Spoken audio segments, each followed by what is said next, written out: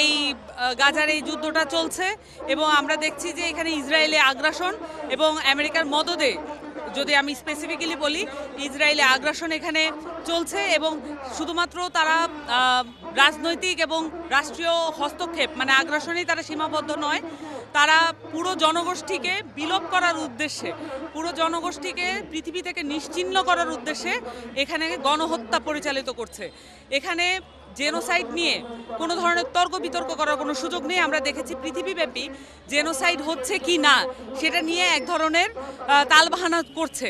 এই গাজার যে হত্যাকাণ্ড, এগুলাকে জেনোসাইড বলা যাবে কিনা, কিন্তু আমাদের জায়গা থেকে আমরা বলতে চাই এটা সম্পূর্ণ একটি গণহত্যা এবং এই গণহত্যা পুরোপুরি রাজনৈতিকভাবে ব্যবহার করার চেষ্টা করছে এবং রাজনৈতিকভাবে ব্যবহার করছেও।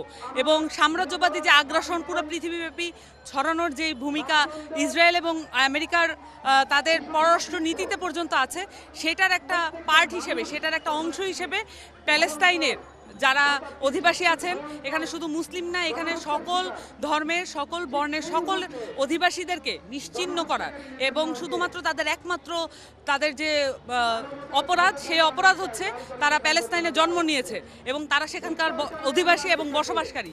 এই অপরাধে তাদেরকে পৃথিবী থেকে নিশ্চিহ্ন করে ফেলার যে প্রক্রিয়া চলছে, সেটার প্রতি আমাদের ঘৃণা, সেটার প্রতি আমাদের চরম প্রতিবাদ। এবং আমরা আমাদের বাংলাদেশিদের পক্ষ থেকে আমরা দেখেছি এর আগেও আমাদের পূর্বসূরীরা গাজায় গিয়েছেন যুদ্ধ করতে, ফিলিস্তিনে গিয়েছেন আমাদের দেশের পক্ষ থেকে নিজেদের সমর্থন জানিয়ে যুদ্ধে অংশগ্রহণ করতে। এবং বাংলাদেশের সাথে প্যালেস্তাইনের যে সংগ্রামী ইতিহাস, সেটা অনেক বছর ধরে, এটা যুগ যুগ ধরেই একসাথে আমরা মনে করি যে আমাদের যে সংগ্রামী জনতার যে সম্মেলন, সেটা একত্রেই রয়েছে। এবং এনসিপির অবস্থান সকল রকমের আগ্রাসনের বিরুদ্ধে, সকল রকমের অপরাধের বিরুদ্ধে, সকল রকমের মানবতা বিরোধী যত রকমের কার্যক্রম আছে সেটার বিরুদ্ধে থাকবে, সেটা যেই দেশেই হোক না কেন, যেই অঞ্চলেই হোক না কেন।